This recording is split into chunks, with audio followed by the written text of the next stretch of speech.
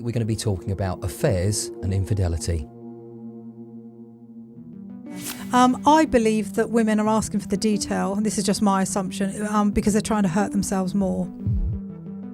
Waking up the next morning and somebody's just signed over your house to somebody else in a gambling bet, so there is an infidelity to it.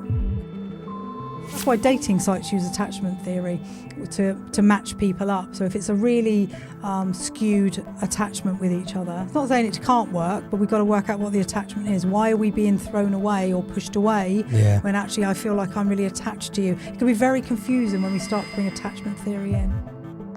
And if you're not remorseful or there's no accountability, it's really, really difficult to do the repair. Who does the repair? In my therapy.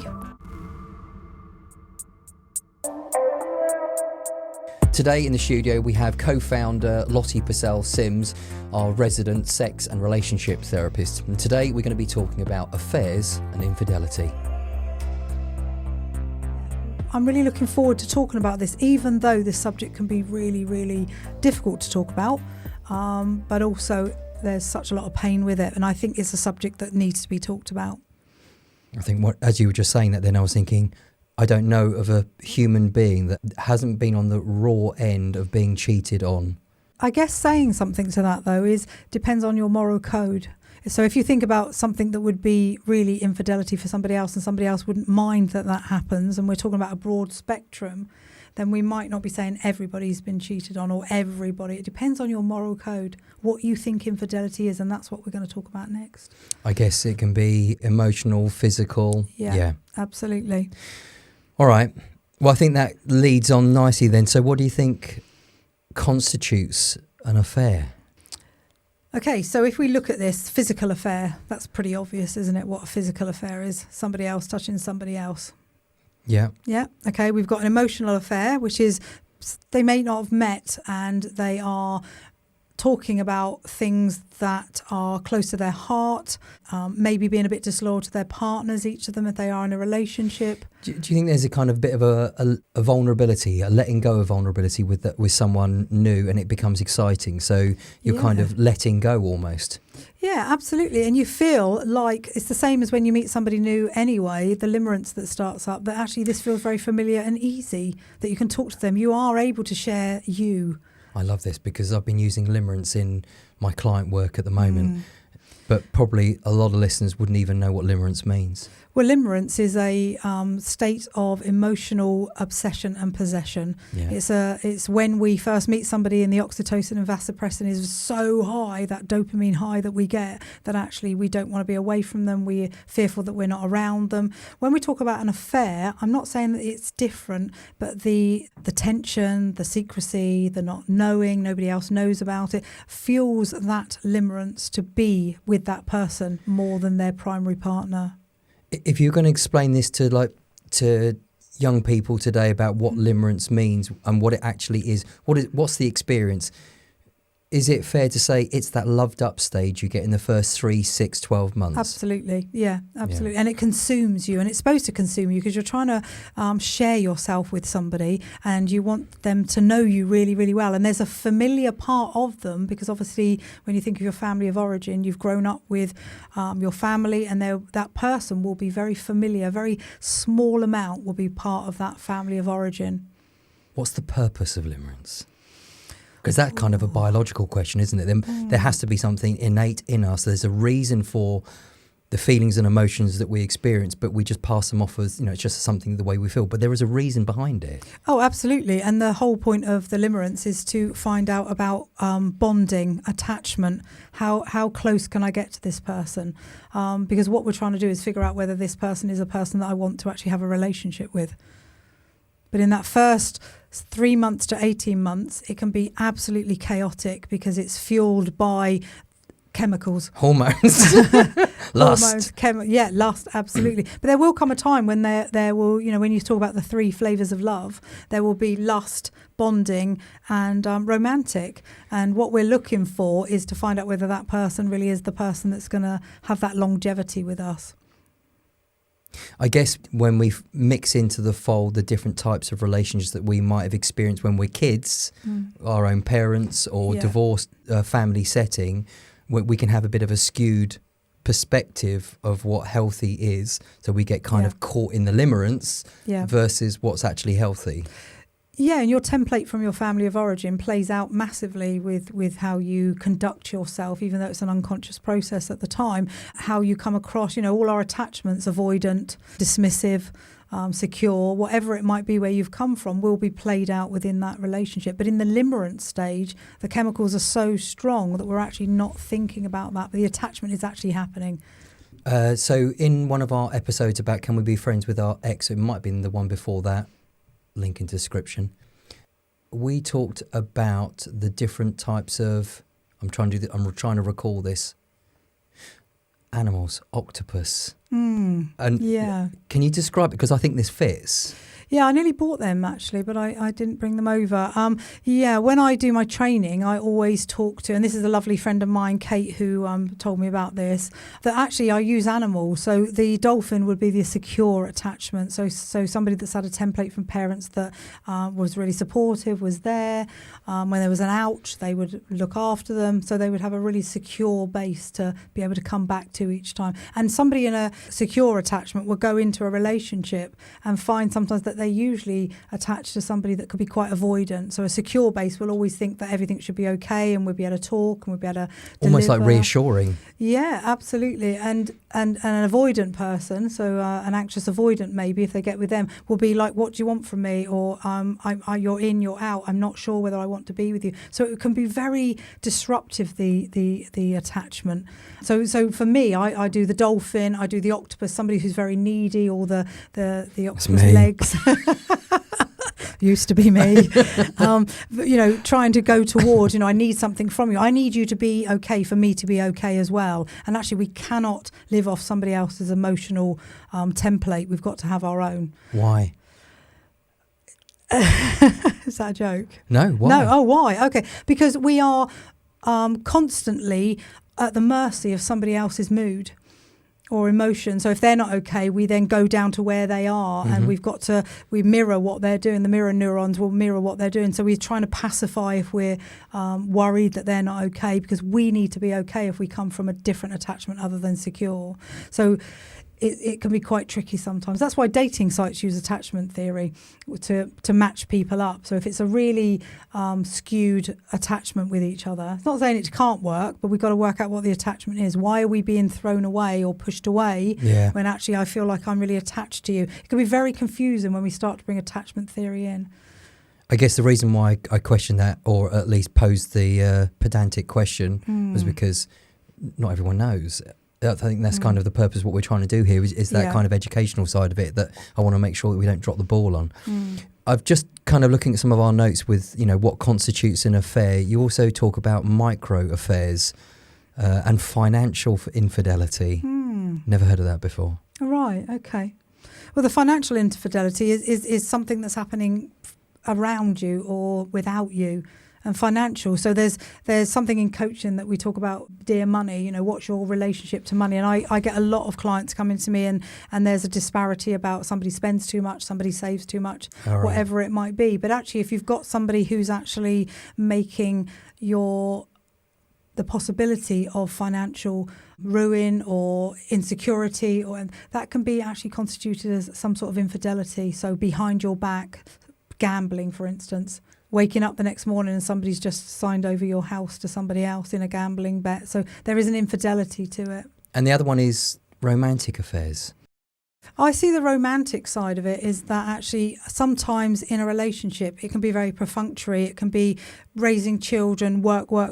Sometimes people will go out, the aliveness that Esther Perel talks about within another relationship. But the romantic part of this is that you will find that a lot of people will be in romantic relationships for years. It might be somebody that they knew before and they let go of and got married and had a different life, and that person has always been some sort of stability for them in the background of some sort. There's that romantic part of them. So almost sounds like you're describing a backup romantic.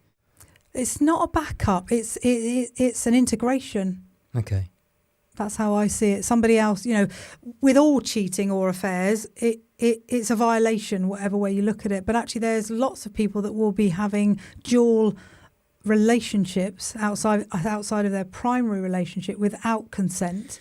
So you're describing a situation where it's not a backup, as in it's not someone that you're going to leave your partner for. No. Well, when we talked about the 3 flavours, if you talk about the bonding, that's where you have the children. Then you talk about the romantic love is where you show all of your love to this other person. You're not showing love to the primary relationship because you're maybe the provider, but it's all very practical. And then there's this romantic side, that part of you that wants to be alive, in love. Not with love, in love with somebody that does that affection, does that opportunity to be everything you want them to be. And it's almost compartmentalising two completely different relationships, and some are okay with that, clearly. Some people consent to it, yeah. We're talking about open relationships then. But then we've got lust. So we can have 3 relationships going on all at the same time if we choose to. Because they're for different reasons. My assumption, rightly or wrongly, is lust is usually related to short term. It doesn't necessarily have to be long term.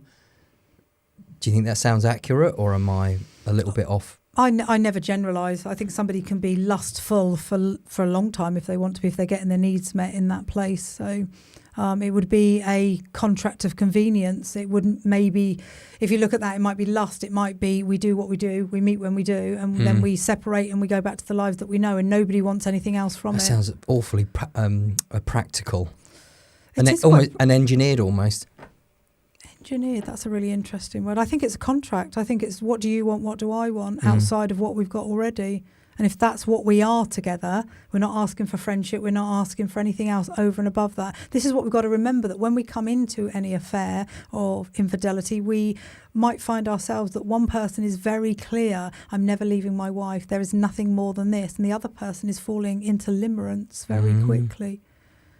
And then we've got a problem. I guess that happens a lot. A lot. Yeah. Yeah, because we're talking about feelings, we're talking about the giving of and the receiving of, we're talking about that dopamine, vasopressin, we're talking about all of that. So when you have the opportunity to meet someone, whether you think you're going to fall in love or not is not determined straight away, because the chemicals will be very much part of that. The chemicals. I love the chemicals are going to take over. I kill romance. Chemicals are going to take over whether you like it or not.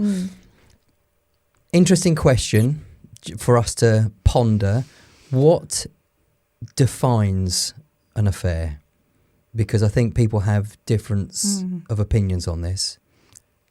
Huge different of opinion. Again, I go back to that moral code. You know, I have had people come to me and they say the infidelity was watching porn.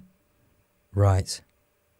And then some people will say, I went on a night out, it was a boys' night out, and I was drunk and I kissed someone. I've had somebody come in and go, I'm not being with that person anymore. I don't do anything like that, because in their mind, kissing was the step to go more. They actually didn't do any more, but actually the step was an intention to do more, but didn't. That was enough. Well, also saying things like you're probably too drunk to carry on, but if you could have, you would have. So they end. And then you've got other people who have had full affairs and they're trying to repair and trying almost to years worth of affairs. Can be. Well, you look at what was my life if this person has been having, you know, I sometimes get people who've been married 6 years and an affair's been going on for 4. Yeah. So, you know, there's online for infidelity and face to face. So, you know, both partners would go, what were we? What kind of argument might we hear of someone that feels they haven't had an affair? The argument is lack of remorse.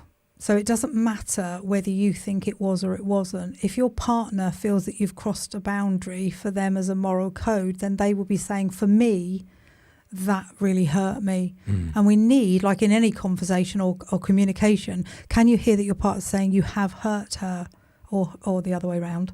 You've got to get the acknowledgement. You've got to get the acknowledgement. And I have seen clients where somebody will be not remorseful. And if you're not remorseful or there's no accountability, it's really, really difficult to do the repair. Who does the repair? In my therapy, I believe that the person who's had the affair needs to do the repair. And we do 3 months. So as soon as they hopefully come and see me pretty soon, okay, because the repair needs to start pretty soon after the affair. And I say to them, you've got 3 months of devoting yourself to being able to answer questions, not detail, being available. I loved what you just said then. Not detail. Why? Why not detail? What's the detriment to that? And that's my assumption. Yeah. I believe that women are asking for the detail, and this is just my assumption, because they're trying to hurt themselves more. For the purpose of? They're already in pain and they want to feel the hurt because they're trying to work out, this has happened to me. I'm going to go back to that. It's not happened to them, but that's what they say. Yeah. And they sit in a place of blame. If I'd been more, okay, but they are trying to detrimentally hurt themselves because their partner is squirming and shamed. They don't want to ask these questions. I'm not saying they shouldn't ask. I'm getting the person who hasn't been unfaithful to try and ask Socratic questions so you can have an open dialogue. You know, was she thinner than me? Yes or no? Was she better than me? No. You can imagine all the insecurities are just creeping in. Yeah. And that's not helpful dialogue, but it's something that I should imagine just can't be helped. No, absolutely. And I say that you tell the story 3 times and then the story is known. Women are very intuitive. I'm sure men are as well. But when women are definitely more intuitive. They say there's more to this. The story doesn't make sense. And I see my clients separately and I say to whoever's had the infidelity, is there any more that you want to share when we come back as a couple? You come back as a couple. Because there's a feeling that this story doesn't line up. And you are going to be sitting. So Bert Hellinger talks about don't share everything and repair secretly.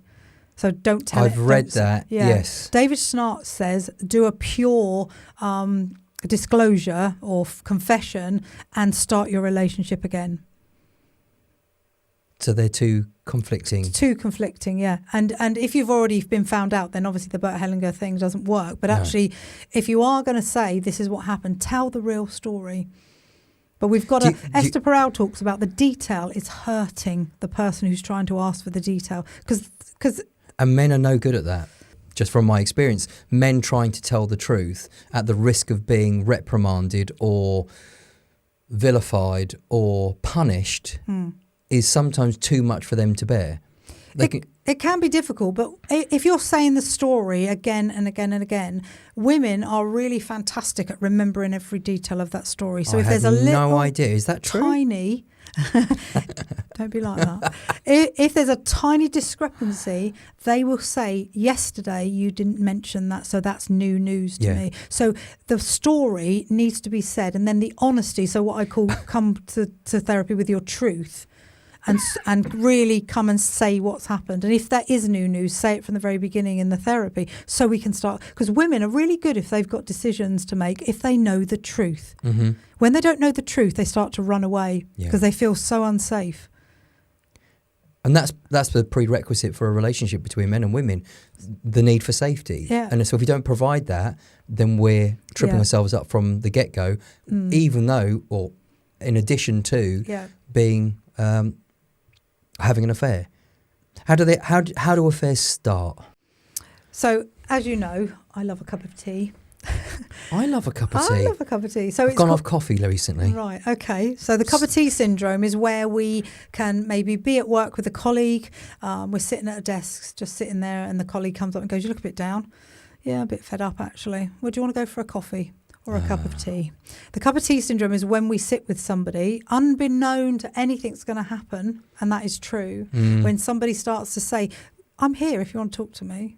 I'm going through some stuff myself, so I'd love to share with you. It's almost like that trauma bond. They've made a connection. Absolutely, but it's also intimacy because you're going to share something that actually shouldn't be shared outside the relationship that you're in. I'm very much about loyalty, as in what conversations I have outside of a relationship.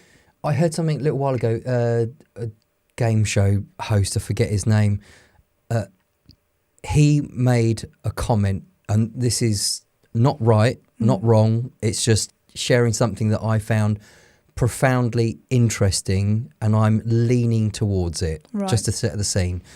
But he said, if I have problems with my wife, our relationship is between my wife and our relationship. No friends know, no colleagues know.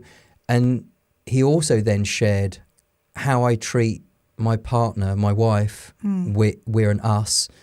We're the most important and our kids come second best. Yeah. And I struggled with that at first, but he's creating the hierarchy of the family and I thought that's quite nice. But it does kind of promote that they are a working, winning team because they hold themselves accountable to the things that they do and don't do. I'm not going to talk badly about you. I entrust that. It was just a side note. I just thought it was interesting. Yeah. But if we do find that solace in speaking to somebody else, we're opening the doors. Absolutely. And don't forget, everybody else has got their own opinion and bias when they hear stuff because they've got their own Coercion. experience. Yeah, absolutely. And I say the same. I say to my clients, now you're working with me, we're going to ring fence your relationship above all others, and that's including your children and family. Lovely. And there sometimes is a bit of an intake of breath going, well, my child's only 10 months old. Yeah, you're still going to look after your child, but you are going to ring fence and prioritise this relationship for the next 3 months for us to get some shift in this relationship. It's going to move. The way I work, I guarantee that you will change. What about online affairs? God, that's a massive, like a circus for me. I just think there's so many opportunities with our phones that we have to be able to get online instantly and do what we need to do. Streaming, live stuff, video, whatever. It's just absolutely huge. And I think it's exploded really in a way that actually is unmanageable for some people. I think it's unmanageable globally. Yeah. My hunch is, as you were sharing that then, is since the pandemic and since going predominantly online for so many things, even including work, social media has spiked, OnlyFans has spiked, online porn has spiked. Yeah. I think we're living in a digital world which just we're not geared up for, nor are we designed for. I remember when I started in my day job, there was the 6 degrees or 7 degrees of separation. I'll have to research that and add that to the show notes. But it meant that you could speak to anyone, pick up the phone, make a phone call. You could eventually speak to someone of importance, whether it's business setting or otherwise, within 6 or 7 calls, whatever it was. It's not like that now. No. You can DM anyone. Yeah. You can make contact within 2 calls. So the opportunities now are Vast. different. Yeah, absolutely. But unhealthy. Yeah. But we don't know it. But some people don't think that's talking to somebody online. They wouldn't think that was an infidelity. But I'm not with them. Yeah, but you can kind of get it. It just you're just being infiltrated with social media all day. What you're experiencing as a whole is just some pictures on screen. Yeah. I'm not suggesting that it's okay. I'm saying you can see the rationale behind it. Yeah, and I'm not saying all porn is wrong. I'm not saying that. There is a reason why we can look at porn and have gratification from porn. It's just that what I'm witnessing in my therapy room is I guess I'm not very, you're going to do some stats in a minute, which I'm not very good at, I must admit. And I'm thinking about predominantly couples that come in, heterosexual couples that come in to see me. Women are switching off from sex. No, I don't think they are switching off from sex. I think they're switching off from penetrative sex. And I think if there was more intimacy with couples, then I think would their partner have gone and found something somewhere else? I can't guarantee that, but actually in the couples that I'm seeing, there isn't any intimacy or sex anyway. And they start talking about, but you were ignoring me. I did say to you that I'm lonely. I did say that I wish you'd do this. They have the conversation before, but nothing changes. It stays the same. And then they find out that the other person's been unfaithful, and they're angry with themselves for not listening. They're angry that they didn't do something about it, but they're even obviously more angry that the other person's gone off somewhere else. And it's a double stab, isn't it? Almost. Yeah. That's why, we have an MOT for a car and we have an MOT for this, and we don't have an MOT for a relationship. And I find it really weird. Why don't we say? We become complacent so quickly. Yeah. And I think it's rife, isn't it? There's if you imagine what the expectations of young people today are, go to college, then get a great job, and then travel the world, and then, level up in your career, and then you get married. What's next? Yeah. Where do you go from there? Where's the excitement? Where's the investment? Yeah. And for me, I keep thinking, when we're talking, we can say the words intimacy and sex, but it's just words. That means so much to people who want to or are in love. Okay, there's experienced an loss before. Maybe, but there's an expression within these behaviours. Our biological setup is to bond, to attach.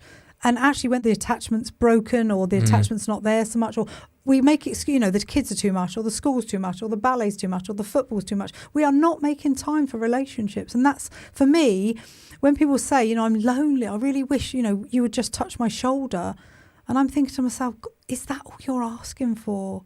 Is that not possible for both of you to actually agree on something? Just tonight, let's agree on something. Do you think sometimes the fear of vulnerability can get in the way of having those type of conversations? I think being vulnerable is the way forward. Absolutely. Yeah. I think it's a mindset around vulnerability. Yeah. I think what you're saying to me is affairs are really difficult to talk about.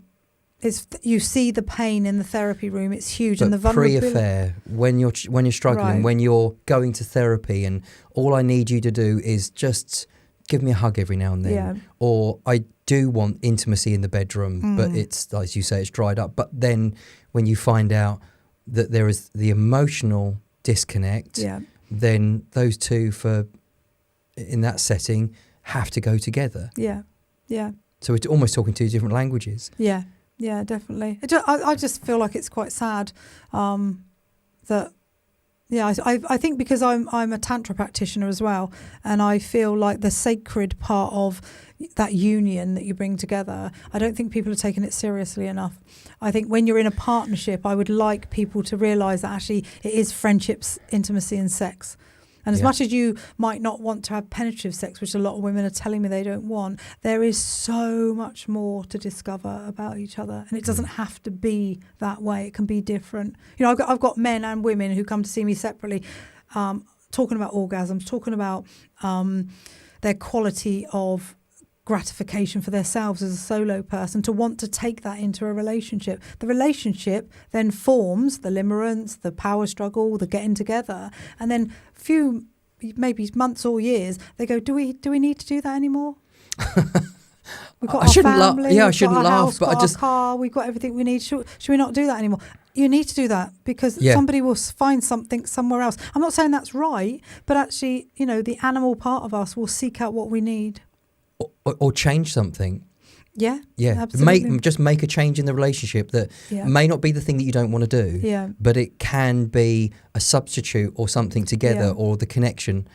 And I don't think men know what intimacy most. Oh God, I've got to go careful, haven't I? My observation, certainly in therapy and even friends and seeing on social media, I don't know that men really know what intimacy is. Right. That vulnerability.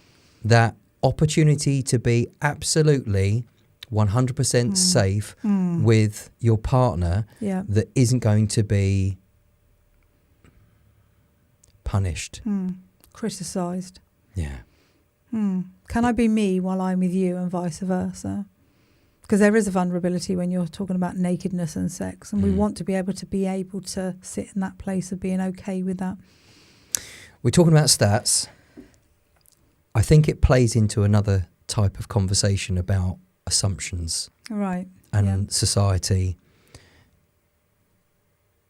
There was an infidelity study done, statistics for 2024. Who cheats more, men or women? It would appear globally, men in a study cheated 20% of the time. Women in the study cheated 13% of the time. And I was thinking that if one's cheating, you've got to have someone to cheat with. I know you're going to smile out now. But you've got to have somebody to cheat with. Yeah. The stats have to kind of be level. But one is being is either reframing it or rewording it. Mm. I would love your thoughts on perhaps the way women might reframe their infidelity. You know me, I don't like to generalise at all. So I think there's different reasons for different flavours. Yeah. And I don't think there's ever a reason to cheat. If you're in a relationship, okay, and you decide to go and do something, so you're not being coerced. When you talk about an affair, I'm generalising this. Maybe I don't know, but you make a choice whether you go and do that. And if you're in a relationship, you're not thinking of your relationship.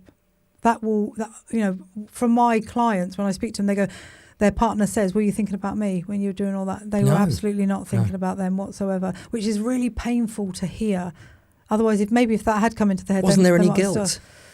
No. Where was the shame? Yeah. Well, there wasn't at the time. Yeah. No. The disloyalty. Yeah. But I think I'm struggling with this conversation only because I want to get across that actually it is heartbreak to healing. So having an affair, and when I'm sitting with my clients, the heartbreak and the pain and the shock, it is the grief cycle that we're looking at. And it's absolutely, I can feel it in my body when they're with me. And I see both of them are struggling. One person's done what they've done and they're in shock because they've done it and didn't think they ever would. The other person is in shock because they thought that actually this person was the safest person because they've had experiences before with people cheating on, and you were going to be different this time. So the pain is excruciating for them to feel. And I always am neutral with both of them, whoever's had the affair, because that's their experience. But they're both struggling. And we've got to remember that as therapists, they are both struggling. We are not vilifying one because they've done something outside the relationship. What we're going is, why did that happen? Where did that come from? What was going on for you? This is kind of how you navigate the bombshell and the experience and being delivered this news for the first time. And I can safely say from my own experience, when I experienced infidelity, one of the biggest challenges that I had was I questioned me. I thought I was a good judge of character. It was just as much how they'd wronged and hurt, lied and cheated. It was also, who the fuck am I? Yeah. Completely lost myself for months. It has the ability to change you. You must see that in your therapy work. Every single time, yeah. That differentiated person that thought you were a total we and you would never do this to me now becomes an I, which actually scares the person that's had the affair, because this person suddenly goes, yeah, you need to stay away from me for a little while. I'm going to find me for a minute. I don't know who I am. Because they're looking right back to, were you with this person when we went to this party? Were you on holiday and still texting them? What did our relationship mean? Yeah. And women, predominantly women, will say, I'm to blame. And I completely don't have that. The person who... So you hold them accountable in session? Absolutely, yeah. Yeah, the person has to be accountable for it. The repair can't happen until the person says, I take responsibility for what I've done. But actually, 5 years ago, we need to talk about what your relationship was doing. And we're not doing blame. We're going, let's be curious about what was happening to you. Did you disconnect? Was there something that stopped you communicating with each other? Because this is when the cup of tea syndrome will happen, for sure. When there's nothing at home, you're not talking, life seems like a drudge, you've got nothing to look forward to. I'm not saying that's an excuse to go and have an affair, but if somebody says, you look nice today, your dopamine spikes and going, well, somebody's actually looking at me and noticing me. And it might be just a genuine, you look nice today, but it could lead to more. And we got to be careful of that if we're in a relationship without it being contracted. And if you think about relationships that might be that in that point of contempt, the opportunity to stray just intensifies. Yeah, yeah. And it feels good. It feels so good because somebody it's new likes and me. alive and different body and different feeling, and it just makes you feel fantastic. My hunch is, just thinking about, it almost needs a part two, because I think there is a lot to be discussed in how you navigate this. Tips, tricks, key takeaways. I don't want to kind of quash that, but I think there's more to be said just on that. We could just have that as a show in itself. Acceptance and forgiveness. You were kind of talking about that in a moment. Yeah. How key is that? It is, because we've got to accept that this is part of what's happened in your relationship. If you can't accept it, you can't repair it. And then forgiveness is a bit more complicated. I want them both to forgive themselves, and that can be quite difficult. So I'm to blame, and I also was the adulterer. We don't do the word blame. Forgiveness is going... No, that's how they feel. Yeah. So what we're looking at is how can we forgive ourselves for the things that we weren't giving the relationship in the very beginning. Because I get lots of women say, if only I'd bothered. He kept saying that he wanted something from me. me, And I then thought you've we're all got right. their own guilt on top of that. Yeah, absolutely. And we can't repair. So the repair is, for the person who's had the affair, is to start the repair as soon as possible, okay? But the person who's receiving the affair has to open their arms and let it into their heart. And allow it. But usually they're like that. Yeah, all defensive. That is defensive. That is like, I'm not letting you in. If the person's doing the repair... I had somebody come and see me, and he'd been doing repair for a year, and she went, have you? Oh, God. And Can you imagine distraught? I'm doing all the kid stuff. I'm taking them to all the ballet. I'm taking them to this. I'm washing up. I'm doing... She goes, so? I didn't know that was repair. I thought that was you pulling your weight. So two completely different languages going on there. Yeah. Can that also be associated to love language? He's thinking that might be how he behaves, acts of service. So he's doing that for her, versus what I needed was reassurance. I needed touch. I needed gifts. I needed whatever it might be. It can be, but we've got to actually have communication. What do you need from me? Now this has happened. What do you need from me? And don't forget, if I had somebody come and see me a little while ago and they'd found out 4 days ago. And I don't know what they expected of me, but we had a really quiet session, because you cannot start giving homework. You cannot start getting them to watch videos. There's a process that's got to happen. 4 days in. Jesus. And they're in shock, and they are reeling from how they found out. As a therapist, you've got to sit there with that huge, massive pain, to sit there with them and acknowledge how difficult this is. Sitting. So let's assume that you've got a couple in front of you and they've gone through the traumatic story, going through the acceptance and the process. We're talking about the healing and who has to do what in that process. Yeah. What are things that can be done from, it sounds daft, but a practical sense that can actually help some of that healing? Well, the practical sense is that everybody is much more perfunctory. Everything practical is going like a clockwork. Kids get to school. Everyone's behaving. Yeah, because it's safe. Yeah. It's safe to do all the things that you would... Almost busy myself. All the time, yeah. And the person who's had the affair is busier than they normally are. But that's not repairing. That's the person saying, you should do this. You should pull your weight now. You need to change who you totally are. And for me, it's not about the perfunctory stuff. It's about the emotional stuff that's got to come from the person, from both of them, to be able to repair this. And people that have gone on to repair have a much stronger, bonded, conversational relationship. It's actually incredible to see. There's two things that are going on for me at the moment. One of them is Esther Perel, because she has a TED talk where she talks about some affairs can build better relationships. Yeah. My hunch is this is going to be a long episode today. We might need to break this down into two. Yeah. But that practical question that I had was based on a conversation that we had earlier when you said sometimes, so from a practical perspective, sharing your passwords, sharing each other's phones. Right. So that was kind of where I was coming from, because I think that might make some people just shiver in sheer horror at the thought. But we're like cyborgs in this modern day. We've got a little supercomputer in our pocket. Yeah. We live our lives through. So I was thinking kind of what are the downsides? What are the good sides of potentially navigating that one practical element? Yeah. Well, it's about transparency. You cannot continue to repair if you're saying, I'm taking my phone to the toilet, or I'm going to stick it in your back pocket, turning it upside down. All the time. Yeah. There's got to be... And some people, don't forget, find out about the infidelity in real time as somebody's talking to somebody, because it's downloading on a iPad. Oh, I've heard that. Yes. Yeah. So they're actually, they think the messages are for them, first of all. I can't wait to see you. And they go, you've only just left the house. What are you talking about? And they're not talking to them. So they're feeling that in real time as it's happening. I squirmed then. Yeah. Can you imagine? Yeah. And everything, it's interconnected, isn't it? Everything. Yeah. And we are entering into a really emotional state, not just because of the affair, but we don't know.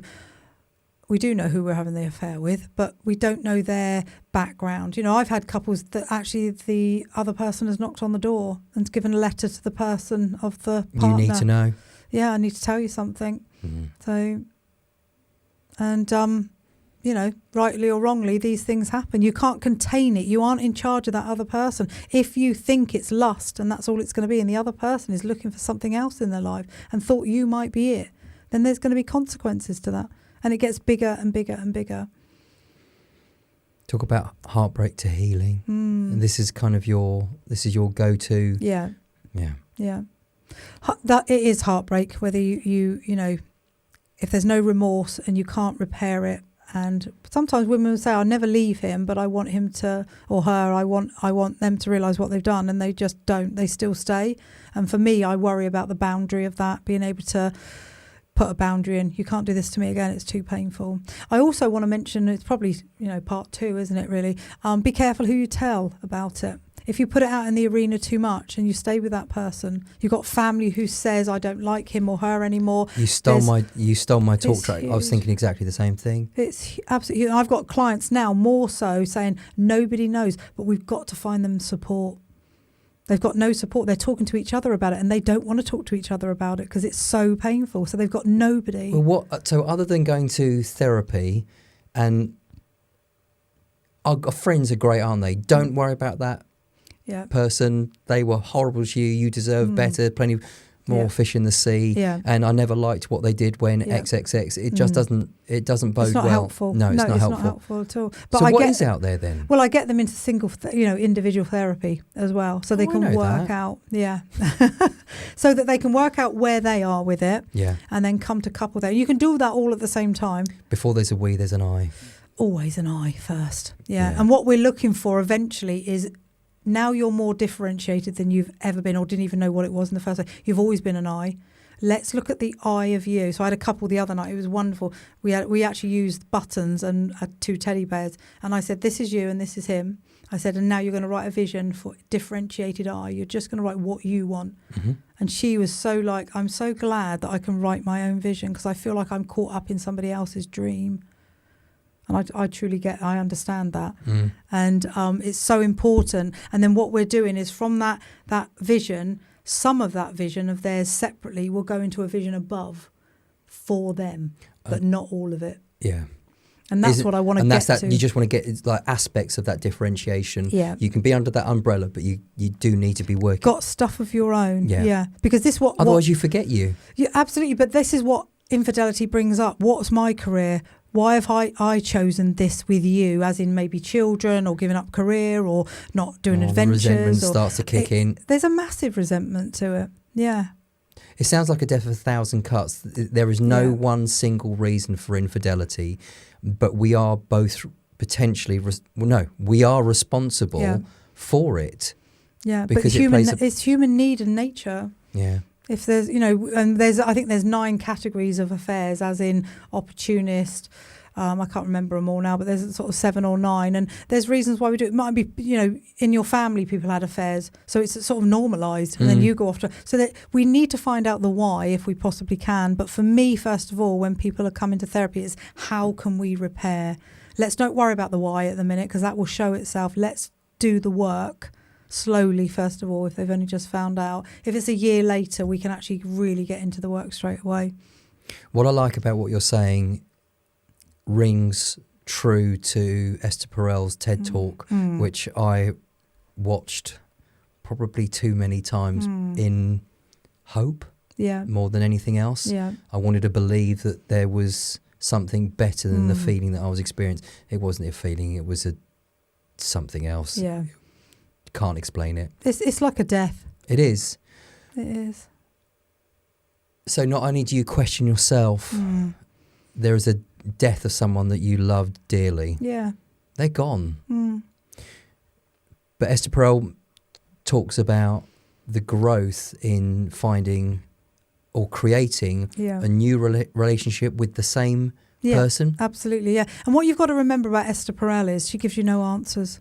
If you read Mating in Captivity, which is all about longevity relationships and keeping the intimacy, she actually writes in that book, when you get to the end of this book, I haven't answered any of your questions. And she doesn't on Rethinking Infidelity either. She's giving you an overview of the feelings and it's the broader thoughts. way of thinking. It's the broader way of the concepts of things that we might have this narrative because we've been the victim or we seen as the perpetrator or we've got guilt or shame. So we're focused on either the repair or the acceptance or the how to tackle that, and it's just too big, broad and wide, which hopefully we've covered a little bit tonight.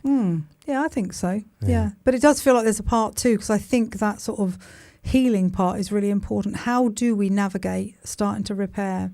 And it can't be too soon, and it's got to be the right sort of work. You can't suddenly say, right, okay, you know, when are you two going to maybe sleep together? And that's really interesting subject in itself. Some people will go mad and have sex 2 or 3 times a day. I heard something from a physiological perspective. It was a documentary about the shape of the penis, and it was described the helmet, the bell end, whatever you want to call it, the gland. The reason why it's the shape that it is to scoop opposing semen out. Right. Yeah. That stuck with me because I was thinking, we're in evolution where there is a design here for the biological side of it. Absolutely right. It's called the meatus, the top bit. Meatus, yeah. And it. Wish I had one meatus. and it's called cleansing the genitals, and that's why predominantly men would want to, and maybe women might not want to. But it's not. Is it kind of owning that person back, trying to repair, trying to? Yeah, and it doesn't last, unfortunately. People will go mad, they would dress up, they would try and do whatever they need to do, but it doesn't last because the anger sets in. If we're doing the grief cycle, the anger starts setting in and it stops. So there can be real disappointment with it. Or even visions that they were doing the same thing with the ex. Flashbacks, yeah. And when we have flashbacks, when there's been an infidelity, we need to stop what we're doing. Stop, because it imprints. Yeah. Hardcore formed memories that aren't potentially real. They're just yeah. On that note, if this has been of interest to you, I think there's an opportunity in the next couple of episodes. We'll do a part B, and I think it's going to be how to navigate infidelity, and we could do a show dedicated to just that. Yeah, okay, that'd be good. If you feel that this episode has been useful, please feel free to like and subscribe. It helps the algorithm and it helps us produce these shows.